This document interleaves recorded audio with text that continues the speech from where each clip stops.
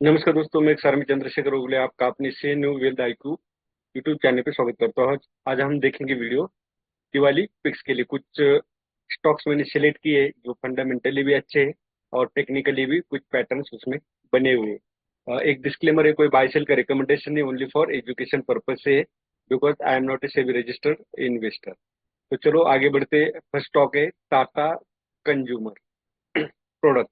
अब जीएसटी की वजह से वैसे भी टाटा प्रोडक्ट कंज्यूमर का बहुत ज्यादा बोलबाला है। सेकंड, यहाँ पे एक पैटर्न बना हुआ है, वो है inverse head and shoulder pattern. तो मैं पैटर्न पे बहुत ज्यादा भरोसा करता हूँ क्योंकि 90% पैटर्न्स कभी फेल नहीं होते, ये मेरा एक्सपीरियंस है। और यहाँ पे जो कैंडल्स बनी है टाटा कंज्यूमर में, वो और यहाँ का वॉल्यूम अगर आप देखोगे तो बिल्कुल ही एक दूसरे से मिलते जुलते, क्योंकि कैंडल भी बुलिश है और बड़ी कैंडल है, वॉल्यूम भी यहाँ पे प्रीवियस वॉल्यूम से बड़ा हुआ है और ये इनवर्स छोटो पैटर्न है। सेकंड स्टॉक हम देखते हैं,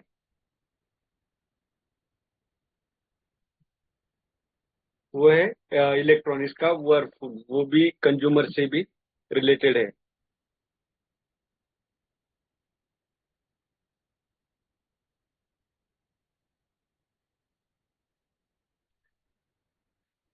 यहाँ पे ये हार्मोनिक पैटर्न है, इसको बोलते हैं बैट पैटर्न। तो यहाँ पे जो वॉल्यूम बना था, ये इनसाइड कैंडल बनी हुई है। अगर ये इनसाइड कैंडल के बाद ब्रेकआउट देता है तो बहुत ही बढ़िया पैटर्न ये बन सकता है। यहाँ पे वॉल्यूम अगर आप देखोगे प्रीवियस तो बहुत बढ़िया, मैंने फंडामेंटली भी चेक किया है। टारगेट इसका रहेगा 1807। मतलब ये रिस्क रिवार्ड रेशियो 1:2 से बहुत ज्यादा है। नेक्स्ट स्टॉक है बीबीटीसी।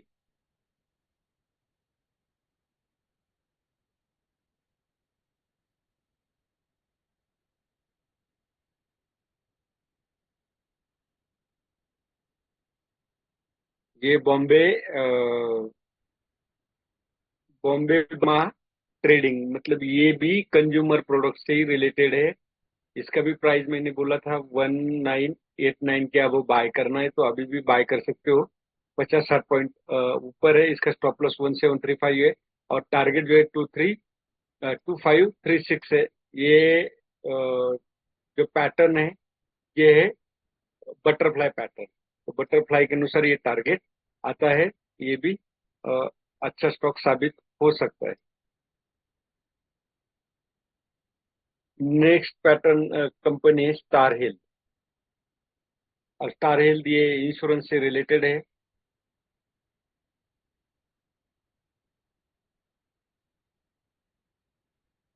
यहाँ पे भी अगर आप देखोगे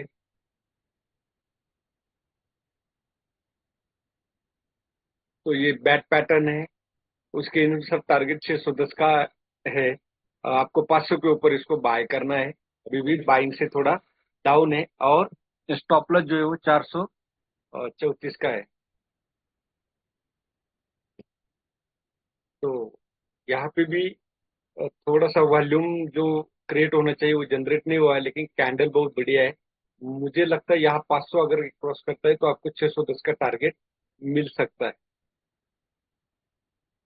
जो रिस्क रिवार्ड रेशियो है वो इतना फेवरेबल नहीं इस टारगेट के अनुसार, लेकिन यहाँ पे अगर ये टारगेट सेकंड टारगेट आपको 750 भी मिल सकता है। हम बहुत बड़े टारगेट के दावा नहीं करते। और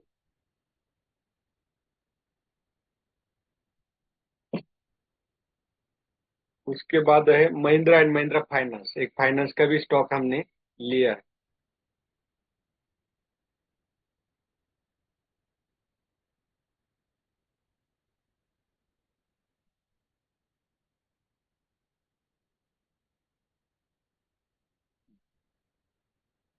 ये भी आप देख सकते हो, यहाँ भी हेड एंड शोल्डर पैटर्न बना है। मैंने आपको पहले ही बोला कि मैं हेड एंड शोल्डर पैटर्न पे बहुत हम्म, विश्वास करता हूँ। ये भी बहुत अच्छा स्टॉक साबित हो सकता है।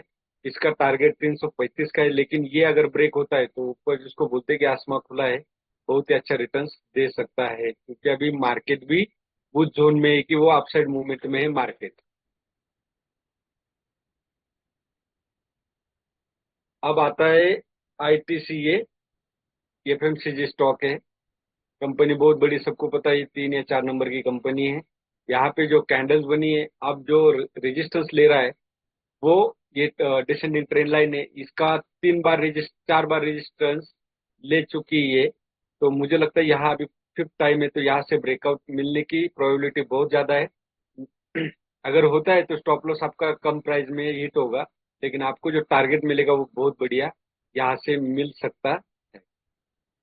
ये सिमेट्रिकल ट्रायंगल है, तो सिमेट्रिकल ट्रायंगल क्या होता है, ट्रेंड कंटिन्यूएशन होता है, तो मतलब अपसाइड ब्रेक होने की प्रोबेबिलिटी बहुत ज्यादा है। ये जो भी चीजें मैं आपको बता रहा हूँ ये कोई मेरे मन की नहीं है, ये थ्योरेटिकली प्रूव मतलब है, और ये प्रूव भी हो चुकी है। मेरा काफी एक्सपीरियंस के अनुसार मुझे इन पैटर्न पे बहुत ज्यादा भरोसा है। तो ये हो गया आईटीसी। आप इसको एक एक पॉज करके देख के देखते हो टारगेट।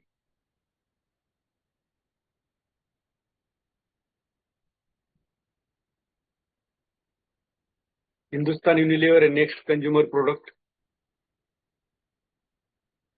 यहाँ पे भी देख सकते हो, ये हेड एंड शोल्डर पैटर्न बना था, ब्रेकआउट के बाद प्रॉपर टेस्ट किया है। उसके बाद ये टारगेट मैंने दिया है 2900 का, और 2563 का ऊपर आपको बाय करना है। तो ऑलरेडी बाइंग हो चुकी होगी। अभी भी आप मोर ट्रेडिंग में कर सकते हो। स्टॉक तो सबको पता ही है, हिंदुस्तान यूनिलीवर ये भी बहुत बड़ी कंपनी है। सब लार्ज कैप की है मैक्सिमम।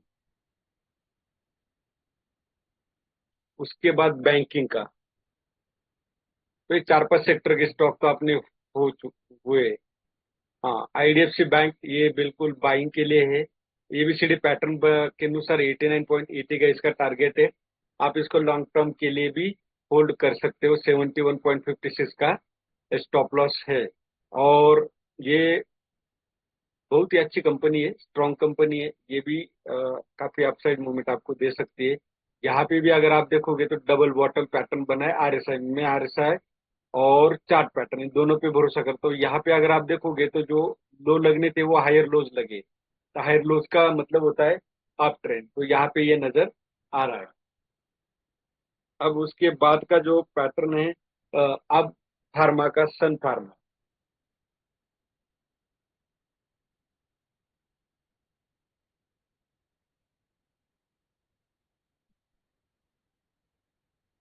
यहाँ पे डबल बॉटम, ट्रिपल बॉटम भी बोल सकते हो, बन चुका है और ब्रेकआउट दिया है। यहाँ पे भी अगर हम डिसेंडिंग ट्रेंड लाइन बनाते हैं, ये कंपनी भी लार्ज कैप है, बहुत ही अच्छी कंपनी है। लॉन्ग टर्म के लिए ये बहुत ही फायदेमंद रहेगा। ये डबल बॉटम बना चुका है। मैंने देने का लॉजिक क्या है, तो हर किसी कोई ना कोई पैटर्न इसके पीछे का लॉजिक है। कोई भी अंधाधुंध या नहीं है। प्रॉपर एनालिसिस फंडामेंटल भी किया है मैंने, फंडामेंटल एनालिसिस का ग्रीन सिग्नल मिलने के बाद ही किया। ये 1675 के ऊपर आप बाय कर सकते हो, अभी भी करंट प्राइस में बाय कर सकते हो। और इसका टारगेट जो है 1845 का है। और स्टॉप लॉस जो है वो 1644 का है। तो मेरा मानना ये है कि आपने स्टॉप लॉस प्रॉपर लेना चाहिए, भले दिवाली पिक्स हो, क्योंकि अब मार्केट थोड़ा सा वोलाटाइल है, अनसर्टेनिटी बहुत ज्यादा है। तो आप प्रॉपर स्टॉप लॉस फॉलो करोगे तो भी फायदे में ही रहोगे। अब एक आता है यूनाइटेड बिवरेज वाला।